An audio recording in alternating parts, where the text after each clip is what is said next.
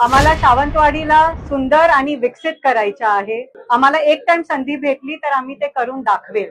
नमस्कार, मी श्रद्धा भोसले. आज पाटेकर आणि उपरलकर देवताचा आशीर्वाद घेऊन आज सावंतवाडी नगर अध्यक्षाच्या पदासाठी बीजेपी मधून अर्ज घातलं केलं आहे.